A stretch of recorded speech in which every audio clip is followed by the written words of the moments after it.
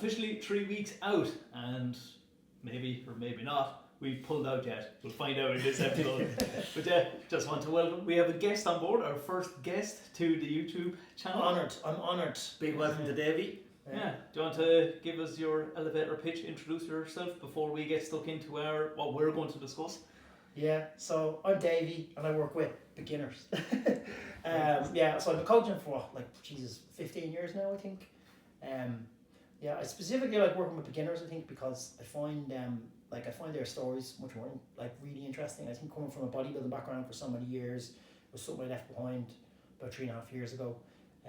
It's just, there's a part of that industry where I feel, there's a lot of people that need a lot of support, and certainly by that kind of general, coming into the gym, feeling nervous, understanding the basics of mechanics of exercises. It's something that I think that, a lot of beginners really struggle with. Yeah.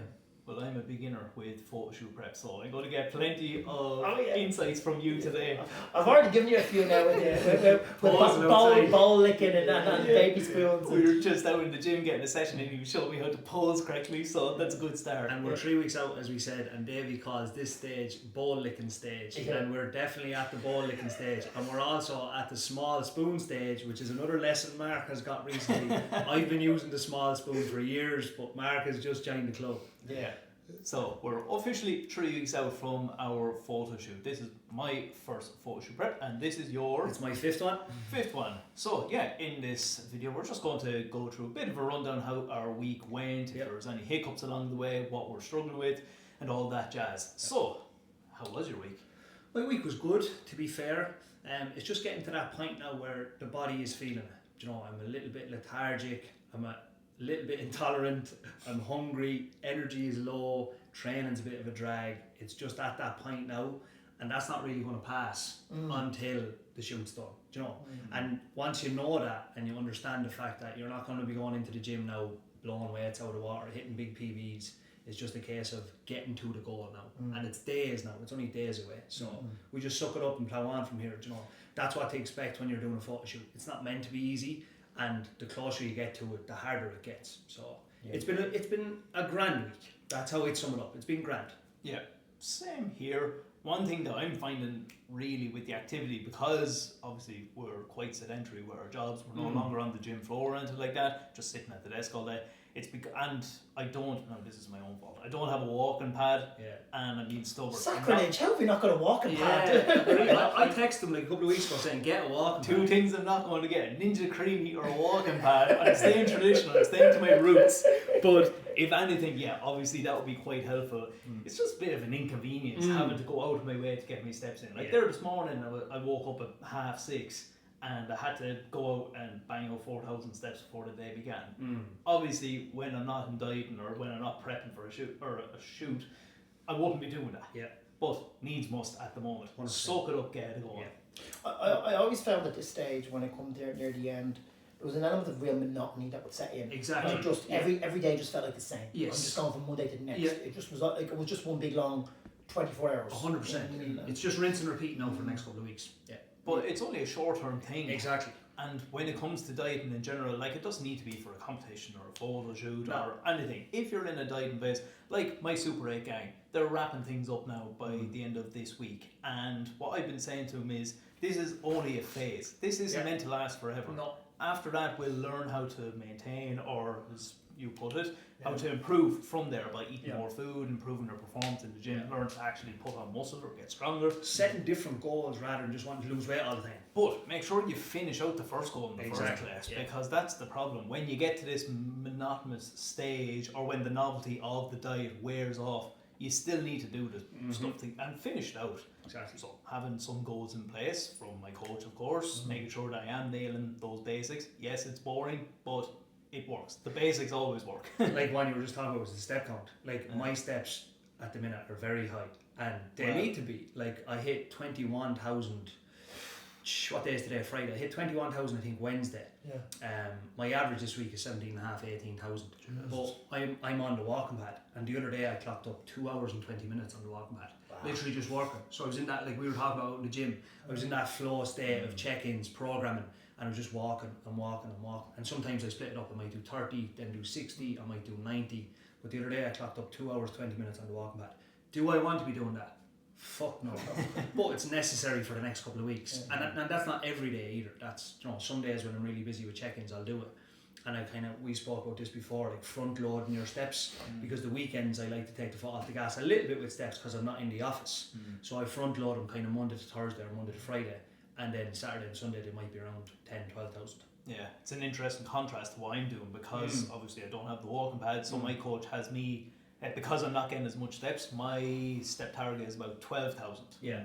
And I'm just about hitting that, which doesn't sound like a huge amount, but that's why he has also factored in some cardio.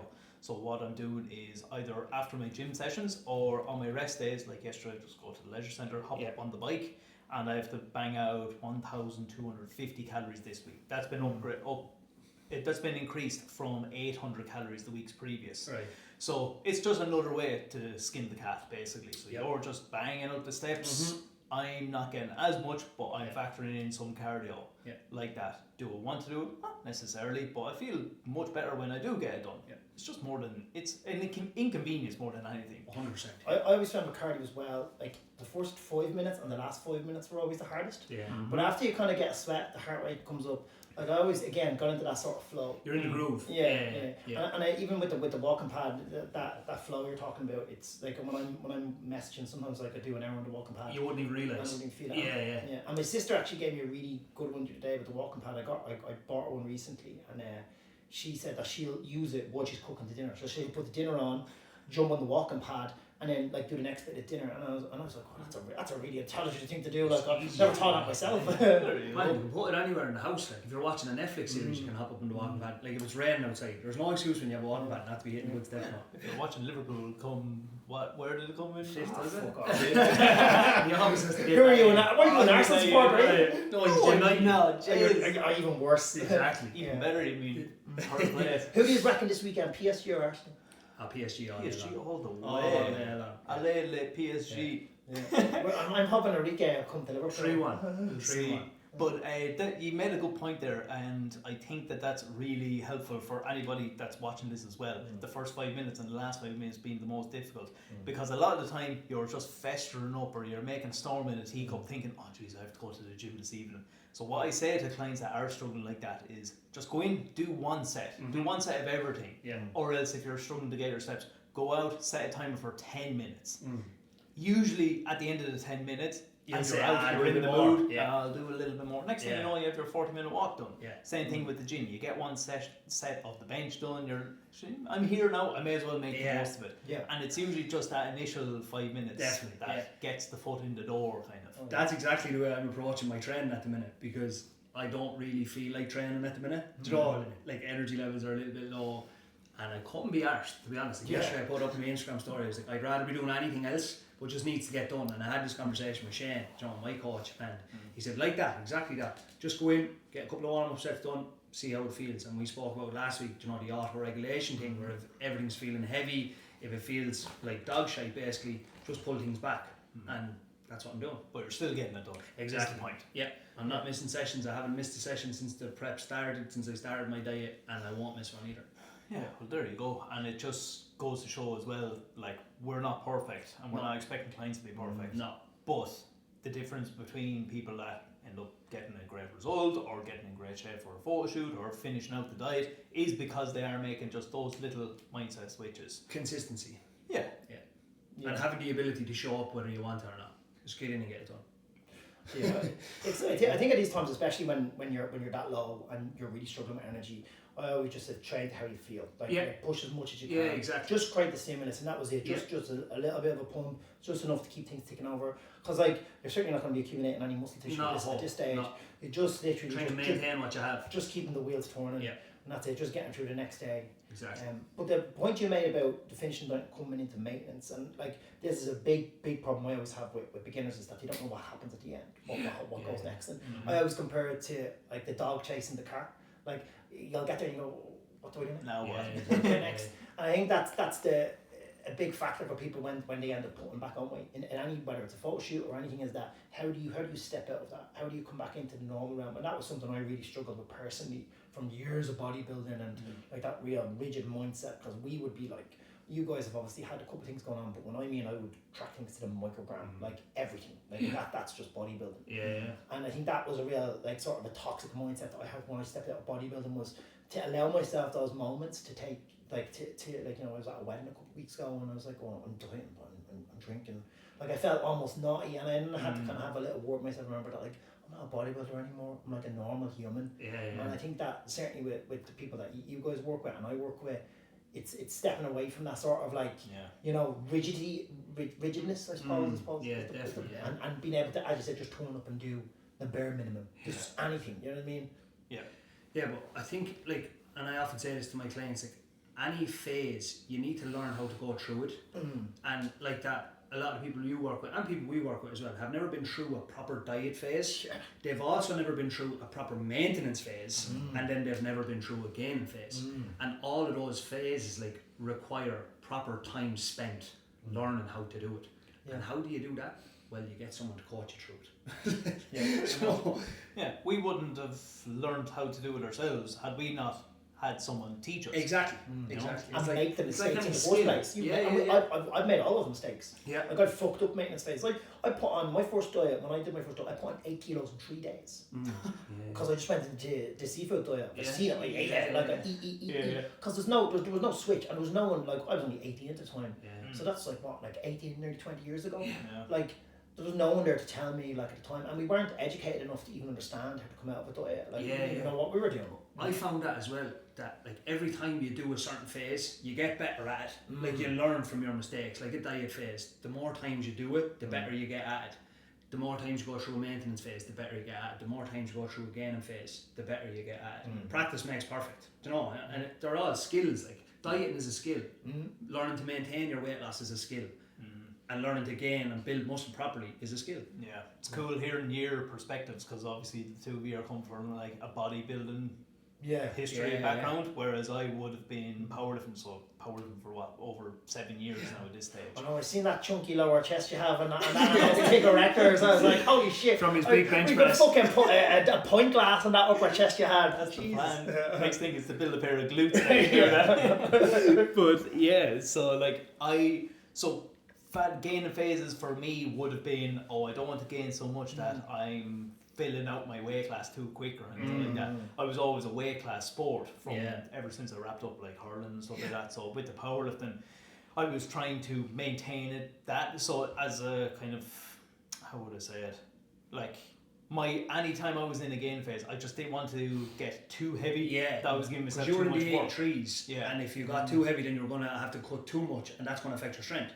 And it eventually became a bit of a problem, because I was identifying myself as an 83 kilo lifter, whereas I shouldn't. I should have allowed myself to get a little bit heavier, to get a little bit stronger, to go up the weight classes usually. It's a big jump though, isn't it, to 93, and that's probably what held you back a little bit from it.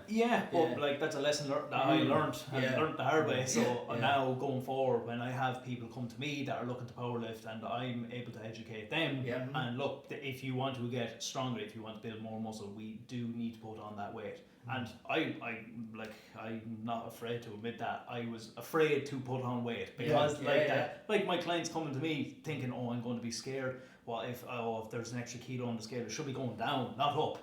And now that I know that it's all just part of the long-term process, 100%. You need to gain for like 6, 8, 12 months. Last year I was in a gaining phase for 9 months consistently. I did 12 months consistently. And now, because we're dieting down for this photo shoot, it's paying off, because 100% more muscle is there. Exactly. Of course. But long-winded answer to the week. It was grand. It was grand. We're getting there. We're getting there, and we've our tan booked. It's all, it's getting close now. The tan bit was always my favourite bit. We're going to vlog that. I love tan. Because it makes it look so good, doesn't it? It was just the end. It was and like, even the smell of the tan, I was like, I used to love it. And I remember the first time I ever got tanned, my friend brought me over to his house, and he brought this hairdresser over, And she had her, you know, her gay friend with her, and like I was like 18, and I was standing there with like a sock on me, Mickey, and I was like, I was like, An ankle sock. Is this weird? Is this how it should be? An extra small sock. Exactly. It was only like a small sock, like, ages 6 months to 2 years. Oh, stop. But the tan was always like it was like always the same. We won't be wearing one of those. Yeah, exactly. Yeah. Too big. But it's nice getting the tan, isn't it? And it's not going to be Mark's first time getting tan, because when we ran photo shoots back in the gym, when the clients were getting tan, we used to get tan as well, just for the crack. Just Did to you? do it. Yeah. Oh, So we got it done twice. I think so. Yeah, it won't be my first time. Yeah. But Getting it off is the hard bit. That's the thing. Here and here, Yeah. and And my the nails, Yeah. things like that. it gets under the nails. Yeah. So But look, it comes with the territory, doesn't You'll it? have to bathe yourself in a bath of oats now. to get it off. We are so manly. So manly, Yeah. But yeah, that's pretty much. And when are you going to shave these quads? So I have mine shaved. Yeah, thank you. I've never, hand on heart, I have never shaved the quads before. So Are you going to V it or are you going to Mac 3 it? I don't know. So- Am I hairy enough? I would. So what I've done, I'm an experienced campaigner in this department, because like that, I've done some shows. I've done 4 shoots before. Well, So I use a head shavers because it's the easiest thing. And I found prepping for a show before, I tried to use Veet and it was no good. So I just use a head shavers now that we're a couple of weeks out, get all the heavy hair off, and then closer to the time I'll use a razor that you shave your face with. right, so make sure to tune into next week's episode where I'll have these bad boys shave for you. And they'll be He's going to shave each other's arse. We don't need to shave. There'll be no arses in the photo shoot. We don't need to shave our arses. Speak for yourself. No, please. I'll be out of the room for that one. Well, listen, that's pretty much it anyways for this week's check-in. We're looking forward to getting stuck in next week. Thank you very much, Davey, for joining in as well. No worries. Thanks, lads. Appreciate it. Best of luck with the shoot. Thank you very much. I'm looking forward to seeing the finished product. Me too. Yeah. I've seen some of it already, and I can say that it's looking good. Good stuff. Well, listen, if you did enjoy that video, make sure to like, share, subscribe, all that jazz. And finally, with the announcement of our EM8 Group Coaching as well, we will be launching September 7th. Bring it on. Yeah, so if you do want more information on that, just make sure to click the link below, and that'll bring you to all the good stuff, all the information there, and you can find out more with that. But yeah, we'll leave you with that, lads, and we'll see you in the next check-in. Thank you very much for tuning in. Peace out. Peace.